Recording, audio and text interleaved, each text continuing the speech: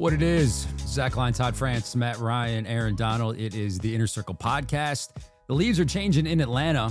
Cooler temperatures. It's probably 80 and sunny. Is that what it is out on the West Coast, AD? 89 a day.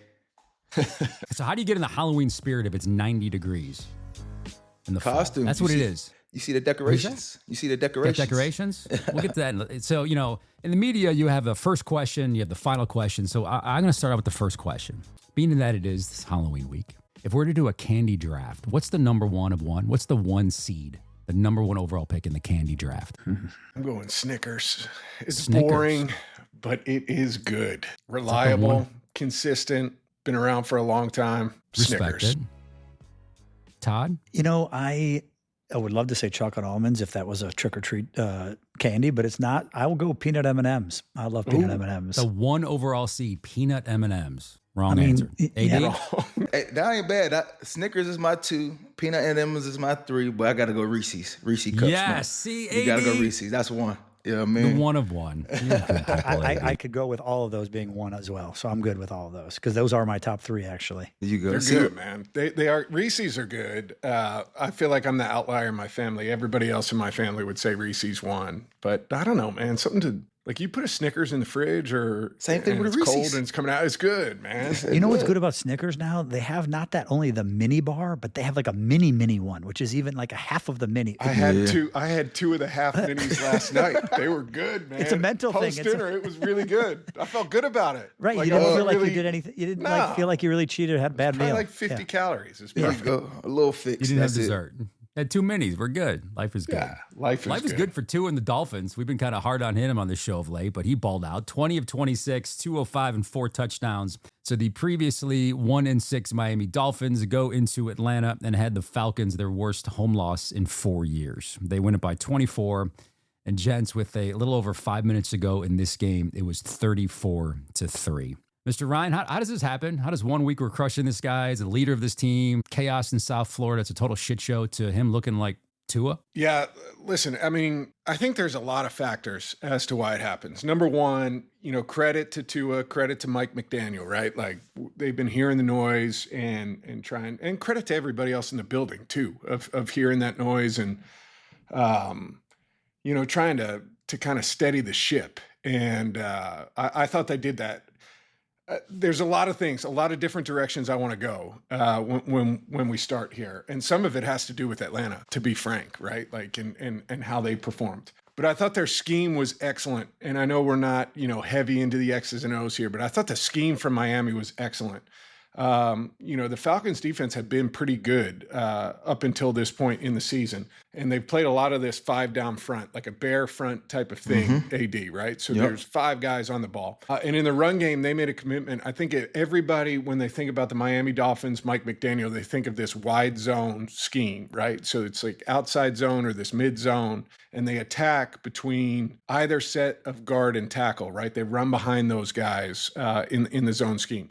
Well, they made it clear they were going to run it right up the middle, smack up the middle with pullers, right? Or they were going outside. They were running toss crack kind of scheme, and they committed to it. And they did an excellent job of getting after the Falcons in the run game that way.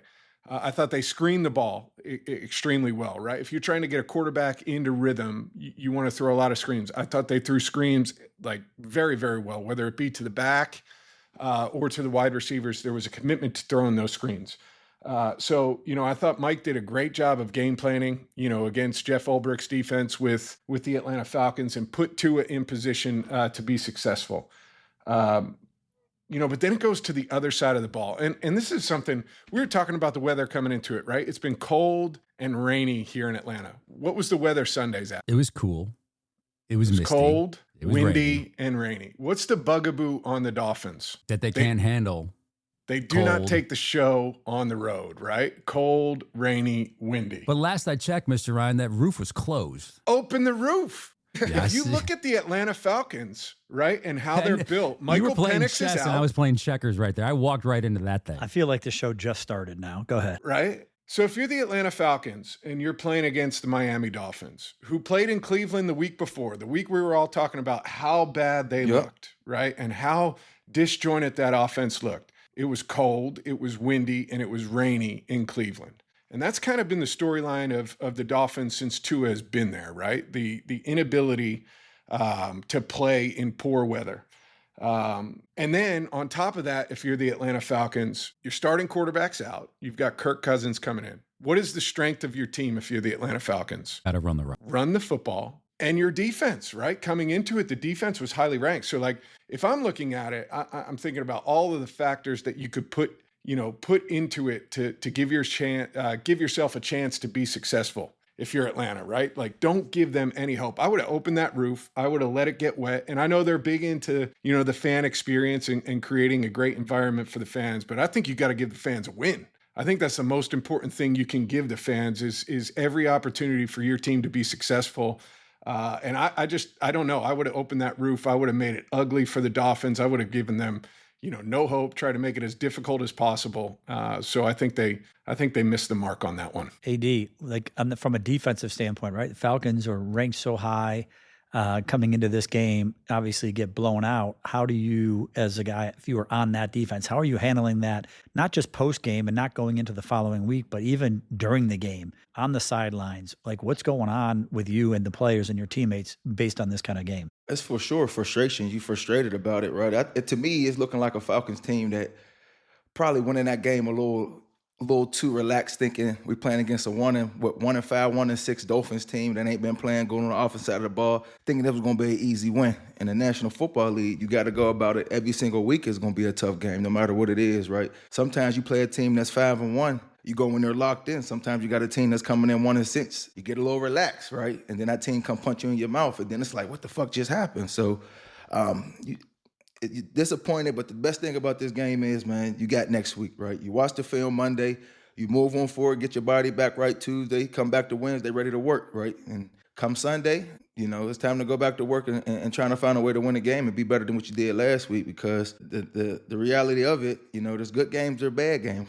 It was a bad day in the office for the Falcons, so they just got to come back and bounce back. Now, well, they're a surprise for one reason. I think we could agree, guys. You think the Colts are a surprise for a different? They've 7-1, won 4 straight. They're balling, and give it up to their quarterback, Daniel Jones, man. And we talked about fit and culture and doing things the right way, and he is more than taking advantage of the second opportunity, man. He became the second quarterback ever, along with Brock Purdy, to have a passer rating of 100 or higher in each of their first 5 home starts with the team. Well, shit, when you got a running back like they got a running back with that 1-2 shit, you better. Golly. Playing good football, man. They're playing good football. Coming into the season, though, who would have said we're hitting the halfway mark right now, right? And the Colts are going to have 2 legitimate frontrunners for MVP. 2, right? Like, I think maybe in a crazy world, you might have thought, okay, Jonathan Taylor, I could see that, right? Yeah. He could go off. But to have Daniel Jones right smack in the center of that as well, I don't think anybody would have seen that coming into it. Not at all. But playing good football, consistent. That's crazy. Jonathan Taylor in his 75th career game, he had 174 yards from scrimmage, $153 in the ground, 21 receiving yards, and 3 touchdowns. He's the 5th player since 2000 with at least 3 scrimmage touchdowns in 4 games in a season, joining Pro Football Hall of Famers LaDainian Tomlinson, Marshall Faulk, as well as Sean Alexander and Priest Holmes. That's pretty good. Hell yeah. Priest Holmes. Did you have Priest, Todd? I did. Give me a good Priest Holmes story. I don't know. I mean, I remember the Priest, I would wait for him to come out after the game. And one time after that, I never waited again. He was like, it was, everyone was gone. I was like, did I miss him? There's like, I mean, staff is gone, security's walking out. I'm like, there's no way. I mean, I would know if Priest came out because he's Priest and he would just finally come out so much after the game. And he would sit there and then we'd go back to his house and I'll never forget, he had ice packs all over his body, on the side of his leg. And he would tell me how he would take a helmet to the side, like unbelievable. And the only place we can ever go eat in Kansas City was like a Chinese food restaurant at like 4:00 because no one would be there and no one would recognize him until they did come over and ask Mr. Holmes for an autograph or something like that. He was great, though. He was great. Reese was all over the telecast last night. Travis Kelce just passed him for what? The most touchdowns in Chiefs history. So, I mean, Priest was unbelievable. I used to love when he would score. He would open his arms right when he crossed the end zone. It was awesome. It was fun. Shout out Priest Holmes. Yes. There. I didn't think we were going there, but I love it. Shout out. He got his eyes lit up. Yeah. Shout out. Just wanted to flex on my age. Keep going. Now, I want to go back to the Colts though. And go ahead, Matt. Talk a little bit about, what they're doing and just, the more you watch them, I think every week it's like, okay, yeah, the Colts, it says at least the first 6 or 7 weeks of the season. Okay. Yeah. The Colts, they played good last week, but right. They played good last week, but I think we're beyond that stage right now. And I think their mindset, Zach, I think is shifting, right? There's an expectation for them to come out here and to be rolling. And, I just look at what they're doing. They run the ball really well. Jonathan Taylor's playing excellent. The offensive line is doing a great job. 3 guys that I played with are still there. Quentin Nelson, Bernard Ryman, and Braden Smith at the 2 tackles and left guard position. They're playing really, really good football right now. I think the wide receiving core is stepping up, and they fit with what they're doing from a scheme standpoint really well. Michael Pittman's very good over the middle of the field. Alec Pierce is very good stretching the field. All of those things, start to open up when you run the football the way that they are. And then I think on the defensive side of the ball, I think it's a defense that's, coming into its own. Lou Anarumo comes over there as defensive coordinator, was in Cincinnati for a long time. He's an aggressive type of play caller on the defensive side of the ball, and I think it fits their personnel really, really good. AD, I'd be curious too to hear your thoughts on DeForest Buckner. I always thought he was like an extremely talented interior defensive player, both versus the run and the pass. He's having a great season. I've been a fan of his since he's with the Niners, right? He's been a guy that's been productive in the backfield. He's a good pass rusher. I like that. His chop club was a little awkward. He did his chop club with a high swim, but he found ways to win his one-on-ones. He live in the backfield, man. I've been a fan of his since he first got in this league, man, and he's playing at a high level right now. He's consistent because for me as a player, I don't want to see what you do every blue moon. You got to be consistent. You got to do it every single week, right? And I think he's showing up in a big way, leading that defense. I seen it as a young age, and look, what year is this for him right now? He's got to be in 8, 9, something like that, hey, and still playing at a high level. Sorry, I had to say that. Let's 6, mark 7. That for the pod right there. Yeah. Sorry, my girls. They just nonstop. But he's playing good football, man. I mean, he's playing good football right now, consistent ball, man. So he's a rounded player, right? I think that's what you need as an interior guy, not just a one-trick pony, a guy that can rush the passer, but a guy that can stop the run and play stout, play finesse. Hold the double team, be stout in a double team, but at the same time can make you miss. So he's a problem. AD, I want to hit you on one other thing. So we've talked a lot about stats. We had that really cool conversation talking about, can you send in sacks? Can you get a sack, moved around? But sacks sometimes are a byproduct of other guys doing things. A lot of times pressures, right? And the number of pressures that you get are just as important as the number of sacks 100%. That you're getting. DeForest is leading the league as an interior defensive lineman in terms of the number of pressures that he's getting. How do you quantify that as a defensive lineman of I'm not getting home, I'm not getting the sacks, but my pressure numbers are through the roof. That's production. Affecting the quarterback. That's what it's about. So when I played, you want the sacks, that's fine, but the quarterback pressures, the quarterback hits, getting the quarterback off is more, making them uncomfortable, making them throw because most of the time you might not get the sack, but you might affect the quarterback to a way where the pressure is making them overthrow that pass that could have been wide open, or the quarterback hit. You're affecting the game in a big way. 100%. You might not be cashing in it, but you're affecting it in a way when you're helping your team to win, man. So even if you're a guy that's taking up a double team and you got a game and you got a free blitzer coming through, you're doing your parts. I think all that add up, man. And I'm a big believer of that. I know a lot of people always say, we want them sack numbers, but them quarterback pressure, them quarterback hits, you're affecting the game in a big way, man. The key of the game is to make a quarterback uncomfortable. You let a quarterback sit back there all day. You got to make him feel you. He could pick you apart, but if you got him off his mark, you hitting him, you make him feel a little uncomfortable. You can dominate a quarterback, dominate a game all day without even having the sacks at all. But so that's just how it works. I wanted to ask you one thing about the Colts before we move on here, Matt. When you were there, how involved was Carly Ursay Gordon? Because I think it's fascinating to see her, a lot of viral videos of her on the sidelines wearing a headset, taking notes, your relationship with her. And I think it's so cool that she's involved and wants to learn more and more and more about the game. Yeah, I mean, Carly was very involved the year I was there, obviously in a different capacity. With Jim passing, prior to the season, her role has expanded, but she was in the building every day and, around. And that's not always the case, with owners, right? In general. I think it's a really good story for the NFL because, number one, I think she is incredibly passionate, and her two sisters incredibly passionate about, their organization in the Indianapolis Colts. But I also think you think about, three females running this organization and the example that sets, right? And their ability to learn and to, have the pulse of the building. I think she's on top of it, right? She's there all the time. She's on the sideline. She's asking questions. She's on the headset. She's hearing different things. I give her credit because she's all in. She's all in. And the start that they've had now with her, I think she's the CEO. I think that's her title. Of the organization now, her as the CEO, and to be as visible as she is on the sideline and be as involved as she is, I think it's great. I think it's great for that organization. I think it's great for the league. AD, I know we save your player of the week for later on in the show, but I want to talk about who I think might be your player of the week a little bit more in detail. So do you want to go there right now and give us your Aaron Donald player of the week for this past Thursday through Monday of the National Football League? Yeah, man. I was going to get right to it, man. I had one guy down. I know they took a tough loss, but Myles Garrett, he put on a show. 6 tackles, 5 sacks, 1 forced fumble, man. I think he played hard. He flew around.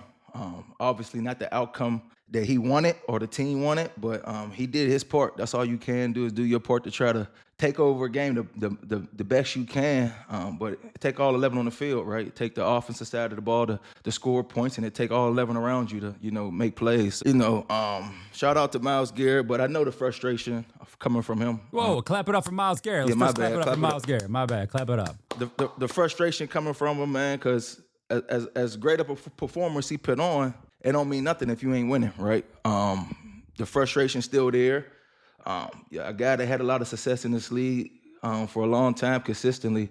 The one thing he didn't get to do yet is playing on big stages like a playoff game and hopefully one day a Super Bowl. So hopefully that organization can, do some things and get some things turned around some way, somehow, to get this guy opportunity to play on that stage, man, because that's what you work for. That's what you train for. Obviously, the individual accolades is great. The stats is fine. But if you're not winning, man, I've been in a situation where I had success, but losing games, man, is frustrating. No matter how many plays you make, it's meaningless if you're not at the end of the day winning. So hopefully they can get something turned around for that guy, because I know it's tough on him. I know everybody keeps saying, well, he signed for the money and he knew what they're signing up for, but a lot of people was never offered with $41 million a year. And I'm pretty sure the organization had a conversation with them saying they was going to get this thing fixed, they're going to get things turned around.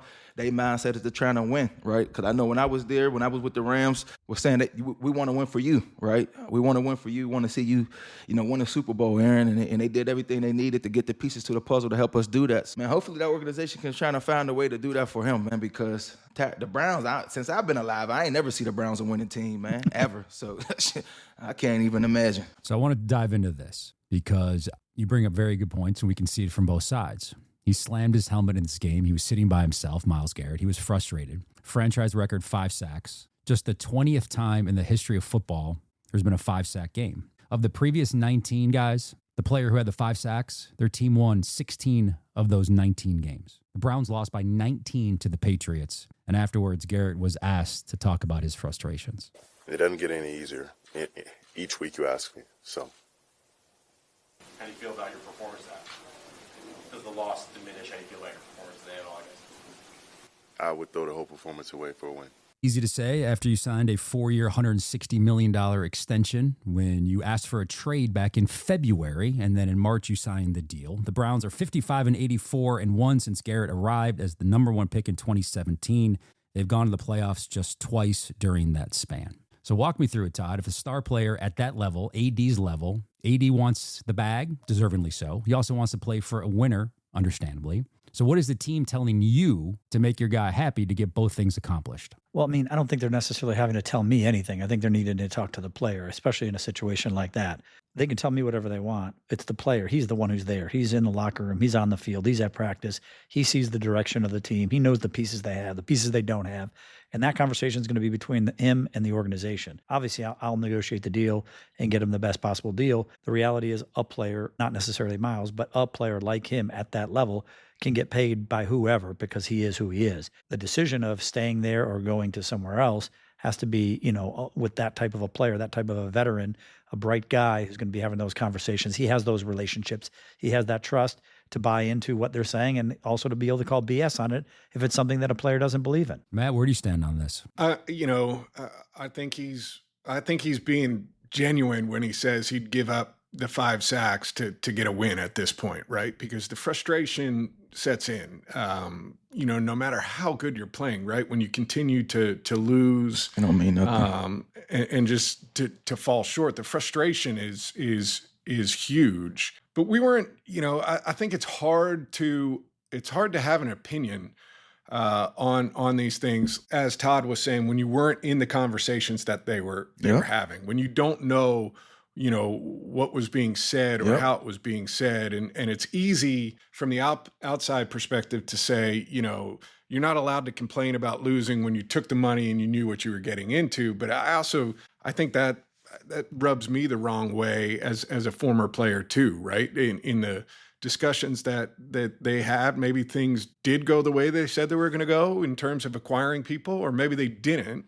But he's still in there putting in the work with his defensive teammates every week, right? And there's still a commitment to the guys that you're around, regardless of the success that you're having. Like, you're still in it with them. And I think it's hard. It's hard to judge from the outside without knowing all of the information. But, I think that frustration is real. I give him a lot of credit, right? Because to show up with the professionalism that he has day in and day out, and to perform at the level that he does, given the results that they're having. That's one of the hardest things to do in the NFL is to show up and put out those type of performances when everything around you is not great. And he consistently does it. He does it like AD did it against double teams. He does it against chips. He does it against scheming, to try and scheme him out of the game. They do a good job of moving him around. I like that they put him in the middle. They do, try and create matchups for him, but it's hard. And, I give him a lot of credit for showing up the way that he does day in and day out. AD, what did the Rams, because I think it's a very comparable situation, right? I mean, you guys are both the best at what you did in the world. You wanted to win. It wasn't happening, but Todd said, let those conversations happen between the team and the player, and then he'll take care of the rest. He did that. What did the team say to you to make you believe in them that if you stood and stayed and re-signed with LA, that they were going to follow through on what they were promising you? Well, they brought in a new coach. You got the opportunity to talk to the new coach, like I talked about when I met Sean, right? And he said all the right things, right? And you kind of got to believe in what he's saying until you get on the grass and get to, obviously be on the practice field and the game field and see the outcome of the games, right? And it was more of turning things around, holding people accountable, right?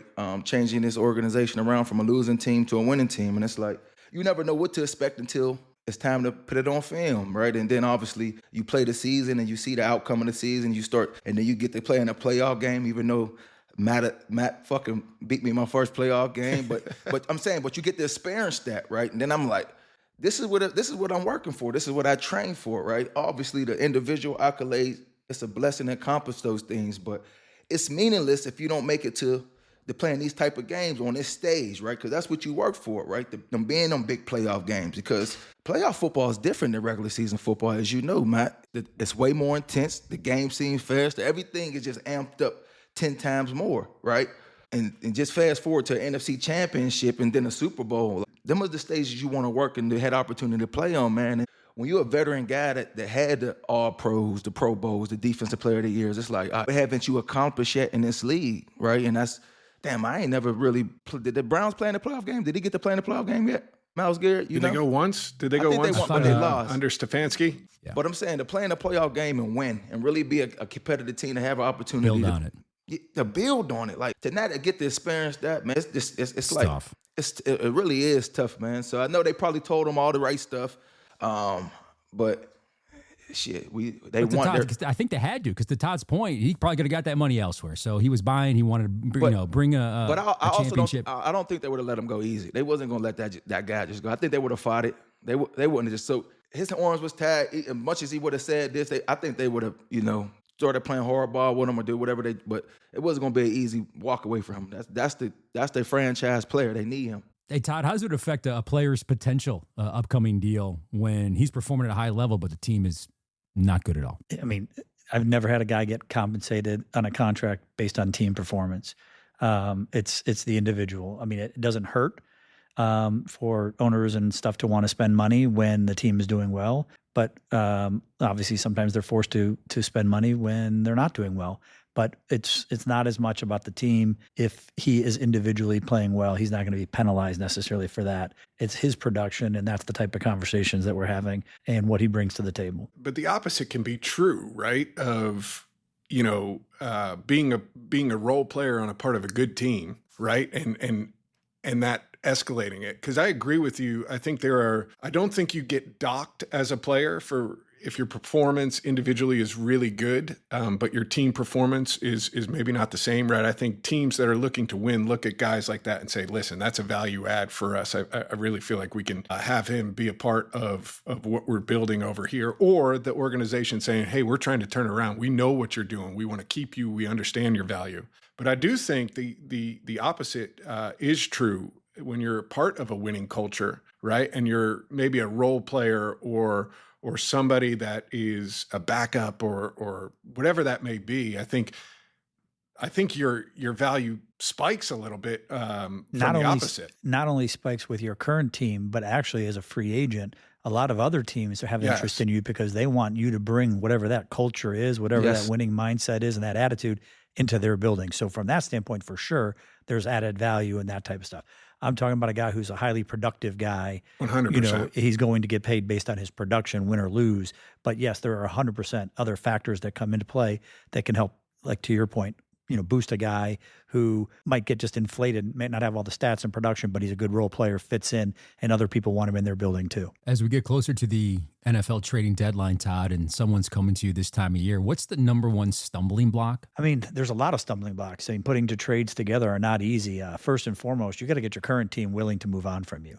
And once they're willing to move on, that's a huge thing if they give you permission to go talk to other teams. Because technically, if they don't give you permission, technically it's tampering for these other teams to communicate with you. There's nothing I'm doing wrong, but it's the other teams aren't supposed to talk about players under contract. Now, does it happen? Maybe, maybe not. We don't have to get into all that type of stuff. But the second thing you need is you have to have a dance partner. So once your team says, yes, we will let you go seek a trade, you got to find someone who's willing to want you as well. Then the bigger piece comes in is, will they agree on what that draft compensation or trade compensation looks like? Is it a player? Is it a player and a draft pick? Is it all draft stuff? How does that work? And then, probably the most important piece is how do we navigate this to make sure that we guide our player to go where he wants to go and where it would be the best fit. The goal isn't just to get your guy traded. It's like I always tell guys when I'm, talking to them, the goal isn't to be a first round pick. The goal is to be the number one pick, because there's a big difference financially from pick 5 to pick 25. It's the same thing. The goal isn't to just get traded. The goal is to get traded to a better situation, to a place that you want to be, that's going to help you be a better player, maybe reach the playoffs, or whatever it is your personal and team goals are. That's what you're looking for, the right scheme, right coach. So all of those things have to come into play to make it all work. So what's clogging up most of your text messages now? Is it NFL guys reaching out to you saying, get me from team A to team B? Or are the college players and their representatives and their family members reaching out to you saying, hey, we got the transfer portal open at LSU and at Florida and at Penn State. Lots going on in the world of college football, and I know you are heavily involved in that. I mean, my phone personally is blowing up on all sorts of things. One, you're getting closer to the trade deadline. So yes, you have players, whether you have an older player who isn't getting the reps that he wants, and, almost the money's irrelevant at that point to some of them. They just want to, if they see the end of the tunnel coming, they want to kind of be on a team where they can contend and they can play. Mm-hmm. You have others that are just frustrated because they've been there forever and they don't see any signs of things getting any better. And they don't want to be part of a rebuild, those types of things. So you're having all those conversations, and you're having other conversations because you have media people out there putting things out there. I saw a quote from the Texas head coach, and I'm glad. I loved it. I feel his pain because guess what? I think Zach reported it. Well, I would have ripped him I would have shredded him. I'm at my daughter's softball game, and unfortunately, someone put that out about my guy Brian Thomas down in Jacksonville.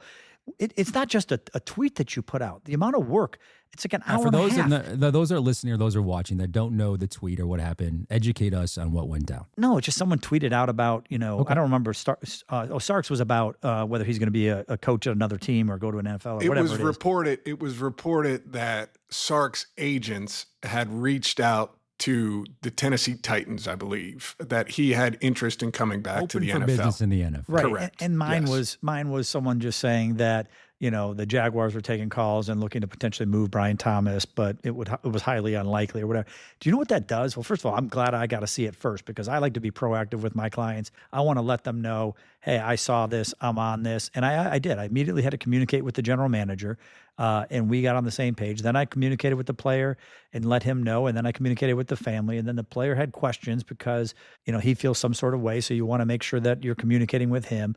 And then you're dealing with, maybe the financial advisor calls you because, wait, now is this going to impact certain things here? And you just start dealing with this whole spiral of things. And then people in your own office, well, hey, he's got a marketing appearance next week. Is that going to affect things? Is he going to be able to, it's like all of these stuff. Meanwhile, it was a false report. I don't know why it was out there, but that type of stuff has such a ripple effect and a cause of extra work, which is so frustrating and annoying, and had to deal with that type of stuff. And then when you talk about the portal, you got a ton of stuff going on with that because of all these firings. And guys always say, is a guy just going to throw in the towel, right? Guys have things to play for. Win or lose is one thing. Coach being fired is another. At the end of the day, if it's an NIL guy, they're playing for their next technical contract because those are year to year for the most part in college. So the better he does, the more he can command in the NIL world. And then those guys that are draft eligible, they're still playing for their stock to go up, and they're still being evaluated as it relates to the draft. So they're still playing for a lot. And then of course the guys that aren't in the NFL, again, going back to them, yes, their players and their families and them want to know, do I stay? Do we go? What is the coaching situation going to be here? What scheme are they going to run? Do we fit in? And we got to start to play that game to try to figure out what's going to make the most sense with that. So there's a lot of moving parts and a lot of stuff that happens. It's like when you watch things, people think, oh, the coach got fired. The ripple effect of what these things do are unbelievable. A media report, the ripple effect on that, unbelievable. Todd, any thought to pivoting to representing college coaches at this point, given how these contracts are laid out and how much money is going? And I say that joking, but it's amazing to me to see, the ability to move on from a guy like Brian Kelly, regardless of what your thoughts are on Brian Kelly, right? But he's 5-3 at LSU right now. And those 3 losses, I think, came from, at the time, number 13, Ole Miss. What was Vandy? They were 17th. They're currently now 9th. And then Texas A&M was number 3.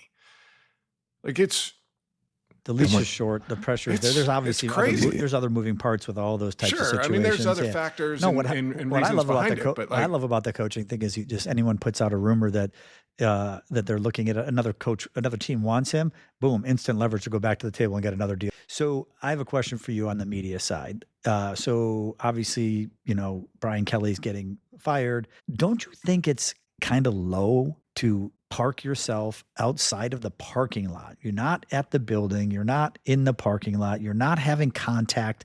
You're not communicating. There's no back and forth conversation. You just have a tripod set up out on the street to get a glimpse of a coach who just got fired, to go walk into a building and walk out and then start posting about he's there, he's leaving, he just left, and then watching the players. Isn't that kind of do you have to do that just to kind of paint the picture? Is that what you feel you guys have to do So in what the Todd's media? referring to is there was video out of Baton Rouge of Brian Kelly going into the practice facility hours after it was out that he was being let go at LSU. I don't feel bad for him. I feel bad for him at the moment, but he's also walking away with $53 million. Irrelevant. If you're a media member in Baton Rouge, which is the 95th largest market in the country, that is your story every single day, twice on Sundays, especially when the head coach of that university is fired. You lead with it in every newscast. It's on every one of your digital platforms. It's on every one of your social platforms. So if I'm in that situation, I'm the sports director in Baton Rouge, I am there in that parking lot, which is public space, and I'm going, hey, Coach Kelly, it's Zach. Come over. Can we talk to you? At least you're trying to get something out of him. The likelihood of him coming over, very small, but at least you're doing a job to get something out of him. Because at that point, when the video was there, Todd, I do believe it wasn't officially official yet. So you're trying to get some confirmation. It's no different from anybody, and we've talked about in Green Bay, when a plane lands on the private jet, them getting in the, Micah Parsons, whoever the quarterback might be. So it's big news in that market, and I have no problem with that at all. He's just doing his job. AD, what's your thoughts? Because this gets to the borderline of like, is this paparazzi? Right? Yeah. Yes. And AD, you're in LA, right? Where that's there. Yeah. It's there. It's prominent. We don't have that doesn't exist really in Atlanta for Matt, the when three you of and I us go that to are Kill living Me there. Crazy, the cameras are always on us, right? Just going to grab a smoothie, like it's like, oh, there he is. There he is. Yeah.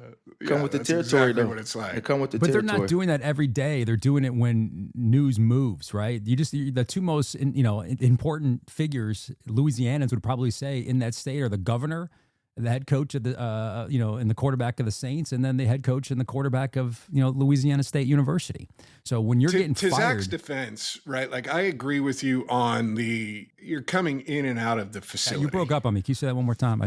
No, he didn't break up, Matt. Exactly. He just in wants Zach's you to stroke him. defense here. Let me say this one more time. In Zach's defense, you're going in and out of the workspace, right? And I think that is, I don't love it. I don't love it, but I get that. And I understand that. If it were any place else, that's where I start to think, and like, I do think that's a little bit weird when it's outside of the facility, which happens all the time. I agree. I think of it as a player or as the person being bothered, right? You don't want to be, but as a person doing a job, just trying to get that content, get that interview. I understand it on both sides of it, but it just come with the territory. That's the best. That's the only way Trust you me, can AD, say. when you announce you're coming back to the NFL, man, people are going to be outside your door hammering right now. What's going on? I got an announcement to say right now. Hey, Todd, should we tell them? Oh boy. No, I'm fucking with y'all. Let me stop. Let me stop.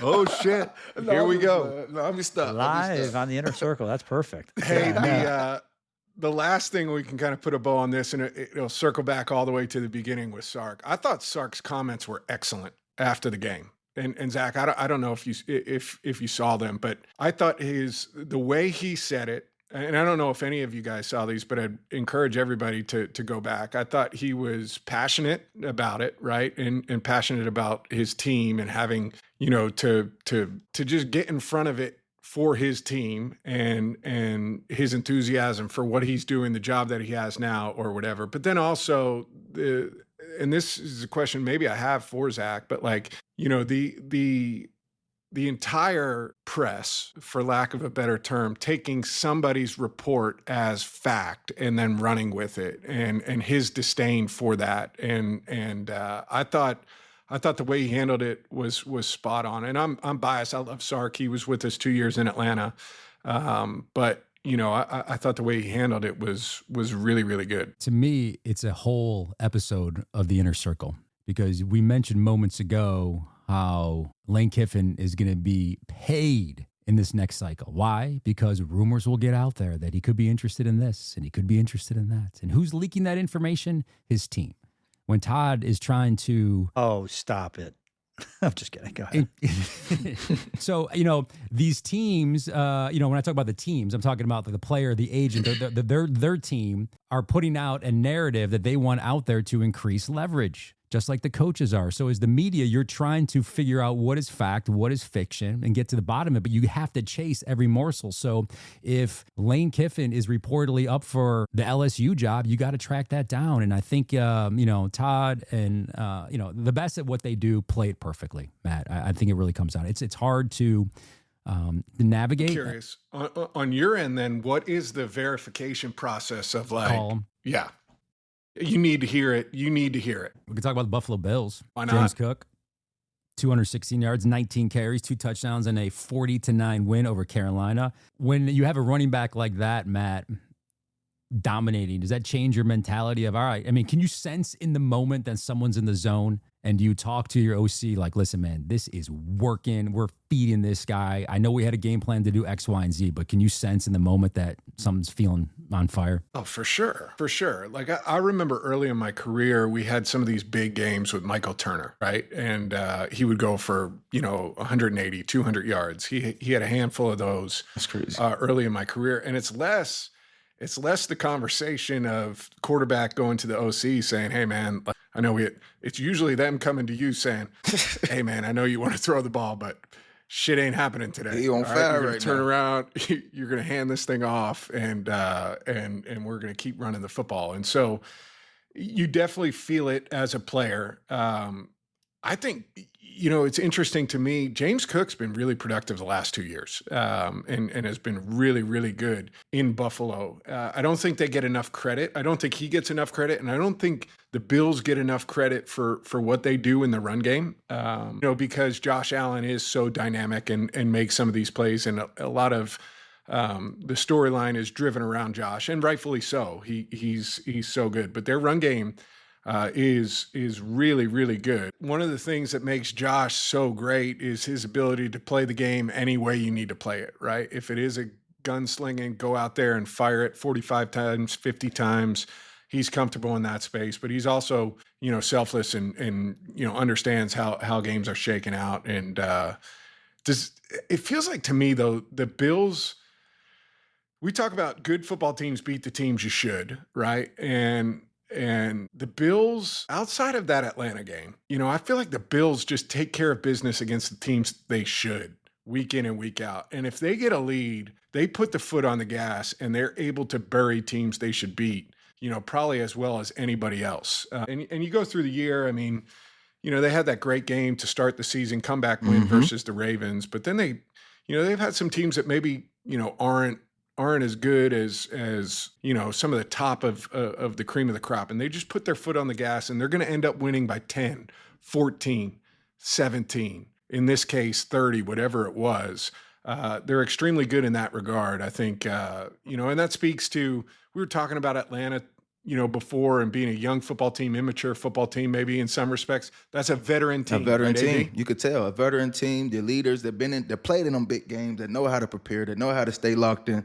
And if you playing a team that you're supposed to whoop their ass, you go in that week, you locked in, go out there, do your job, you dominate just like they do. And that's all about the leadership and the guys that got that experience, that played on them big stages and know how to get it done.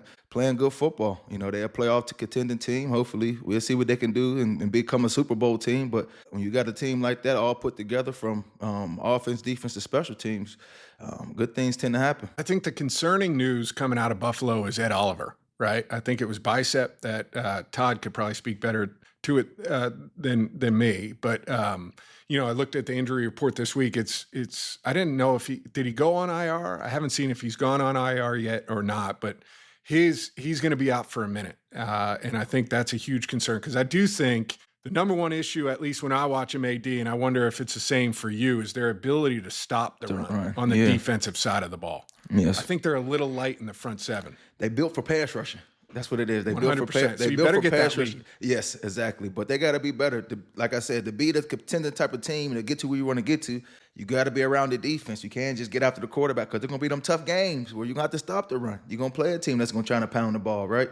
In a playoff type of games, man. You got to try to find a way to stuff it and play better. But anytime you miss a key to the puzzle, man, it's going to hurt you. But like we always say, next man up, right? Next man up. Yeah. You ever had a Next bicep man up. injury? Who, me? Either of you guys. Well, I know Matt don't really curl much. I think don't you curl. have to have a bicep in order to get one. But Ironically, I actually have a bicep tear right now. you have a bicep tear? Yes, I do actually. I'm going to get Tell- a PRP shot. Tell me how you tore your bicep. Matt, obviously you haven't worked out with me, but I will join you on your Monday, Wednesday, Fridays. You texted me. Hold I on, know. let's talk about this. This is good for the show. Okay. The guy texted me. I've been working out with a friend of Trainer, mine yep. and a trainer, and we go over, and Todd hits me on the side on the, we've got the 3-person group text that excludes Zach. We've got the 4-person text, but then we also have one-on-ones, and Todd texts me on the side. He's like, hey man, can I start, coming to work out with you? I'm like, yeah, of course. Tell me when you want to come. This is about a month ago. No, time out. I'll pull my phone First out. of all, I have not seen his ass. He hasn't texted me about it. Nothing. Don't be running and from you're the telling smoke, me I haven't Todd. seen you work out. Don't run from the smoke. No, I asked him. Because he started talking about his awesome workout, and I wasn't saying it was awesome. I just said I had been doing it. what's today's date? What's today's date? Today's 28th. October 28th. Okay. It's been a few weeks. That hasn't. but I have a reason. You said it's Monday, Wednesday, Friday, and I've been at a lot of Monday night games, and so I missed the Monday workout, and then I'm like, all right, I don't want to just jump in the midweek because I want to get the full week in, and I'm dealing with this bicep tear, so I don't want to come in and not Sounds like a lot of This excuses. is a lot to of me. spin, man. This is A agent lot of spin right here. excuses to me. All right, well, I will be there. We could do legs. I'll Tell be him, there. AD, we could do legs. Legs aren't a thing for me, but I have to. I will come in on a Wednesday or Friday. Actually, I'm coming. Don't worry. Okay. I will. But I do have to get this PRP So I'll see you in shot. No joke. 2026. Perfect. Oh, New Year's 2025. resolution. You'll show up. Make no mistake, I am still working out. I'm just not working out in your group. How does a breakout performance, Todd, affect a guy when, the workload's there? You asking for more carries and hey, man, see what happens when my guy gets the rock? He's running for 200 yards and 2 or 3 touchdowns. That's a great question, but the position is very unique. And so a guy like him, he's on his second contract. He might be playing for a third contract. For me, if I got a rookie guy who's on his first contract trying to get a second contract, there's a fine line with production and overfeeding him the rock. I do not want that wear and tear. And these teams, they will use and abuse you. And then when you get to time for a contract, they think that you've had too much workload. They don't want to invest all that money for moving forward because they don't think you're going to last. So that 2-back system, I love those types of situations. Now, unless you're obviously a bigger back and freak like a Derrick Henry who can put a lot of the pounding on others and all that stuff. Shout out to Derrick. Yes. Pretty big weekend he had this past weekend. Yes. He passed my childhood hero, Walter Payton, up in touchdowns. So, yeah. But, and I talked to him. That was awesome. But so I think it always helps from a productive, to have any sort of production. But at that position, I think it's a fine line in terms of workload and overuse as opposed to being just a very awesome, productive running back, but not getting, completely overused and beat up. It was interesting from the media perspective that Houston Texans head coach D'Amico Ryan, he's led his Texans to back-to-back 10-7 seasons, back-to-back AFC South champions. They're 3-4 this year, guys, coming off a win over San Francisco, 26-15. They got it done. And Monday, Mr. Ryan says nobody wants to talk about the positive stuff. All anybody wants to do is write about negative things, and he's not going to let those negative things impact his football team for 1 second. Negative, negative, negative, negative, even though they've gone 10-7 and 10-7. In his mind, it's all negative, no positive. And you know what? He says it, and then the beat writers call him on what they thought was BS. Everybody wants to write a hot story, and most of the time it's negative stuff that people want to talk about, right? Nobody wants to talk about the positive stuff that happens. And again, if you feed off of that and you're riding the pendulum of, oh, we're great because we won, oh, we suck because we lost, fight, that's our business. I get it. You don't think you've gotten any positive stuff? Yeah, I was about to say that. The first 2 you years. You don't think you've gotten any praise at all? Guys, what's your question? I'm just saying, everybody says negative. I said that's what people thrive on is the negative stuff. Yeah. He ain't know what to say. That was funny. So what's that line from The Wire? You step at, Omar, step at the king, you better not miss. He threw it out there, and kudos to those B guys for standing their ground. And you're trying to tell me, Coach, that we've never written anything positive about you? Come on. He wasn't expecting it. He was not saying you haven't written anything positive. Yeah, but he was saying the majority of what comes out has negative slant. They haven't been playing great football this year. They beat a good team to get themselves in a better position. Hopefully they can go on a run. And they used to them, being a team that's getting it done usually, and they ain't been playing a great football. So, obviously if you're not winning and you're losing, obviously you're going to have some bad things being said about the team, right? Because you got to win to get good pub, and, no matter what's happening, they're doing their job. So they it happens, man. Like he's sick of whoever the Zach Klein reporter is in Houston asking him every week why the offense isn't playing better. What's up with the offensive line? Why aren't you guys why aren't you scoring points? Why doesn't CJ Stroud look like he looked like in his rookie season? So the overwhelming majority of his questions, I assume, are probably in that light. And I happen to take his side on this one, not Zach's counterpart side, because he didn't argue. And I'm sure, Shocking. Don't get me wrong, there has been positive reviews, and I think overwhelmingly they were hyping him up for Coach of the Year the last 2 years, gentlemen. 100% of DeMeco. But you have to understand his responsibilities. I don't think he was saying it as I have not received any positive reviews or anything. He's taking ownership of it all, right? Like the players you call out, the coaches you called out. They fired Bobby Slowick last year. Their offensive coordinator was under heat all season last year. They've got new offensive coordinator.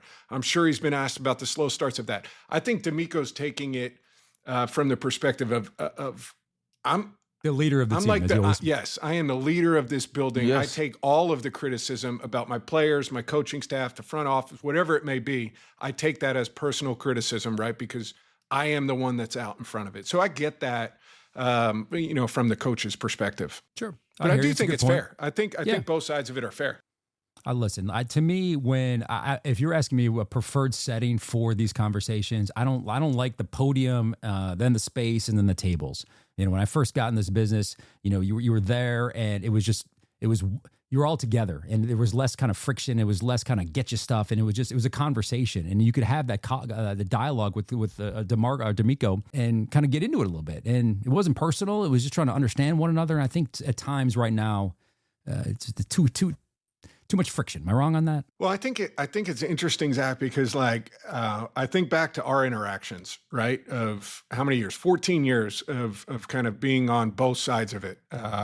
Myself as the quarterback, you answering or asking the questions. I do think there's so much value to how we would do it on Wednesdays, where it was face to face, right? Mm-hmm. There's no separation and I get to know you a little bit, and the camera comes off, and then there's a conversation. Maybe that is something for the part where the camera's off, where if I was in that role and saying, you know what, I'm tired of all of the negative, we don't let it affect us either way. And I think there'd be follow-up questions, whatever, but then maybe off air or off camera, you might say, really, you think it's all, because I think we have had those kind of conversations about different things. Did y'all ever have any little friction between y'all two? Like any little things he said you didn't like, vice versa? Because y'all been in the media space? I can't recall, but I'm sure there's conversations that you might have had a follow-up or something that was off camera or something that, hey, did you really mean that? Or maybe even me, like, really, like you're going to go down that route. This is not an issue, whatever that may be. I don't recall anything offhand. No. My point. Go ahead. I was going to say, my point is, I think there was value to those at the locker where I would see you after, whereas Sunday was a very different setup of I'm at the podium, you're over at the desk, and as soon as I'm done, see ya. There is no follow-up. There is no catch-up, how you doing, right? And I think the combination of the two, I don't think coaches get. They're all press conference style, right? It's less at the locker. Yeah. Maybe it's over and there's a little bit of follow-up. To me, everyone's schedule is so tight, so compact from an NFL standpoint, and I think it's a detriment to the relationship between the team and the media. When I first started in the late 90s in working in Kansas City with Marty Schottenheimer as the head coach, we would go to the Chiefs facility on a Tuesday. There would be catered lunch, and the first 15 minutes, Matt and AD, was just us, the media, sitting with Coach Schottenheimer and talking about the game that was. You could ask questions, and the entire thing was off the record. The entire thing was a back and forth of understanding what happened, where you might say, hey, man, the offensive line, looked like shit. And you're like, dude, the quarterback, Elvis Gerbach held on to the ball for 40 seconds. What do you think's going to happen?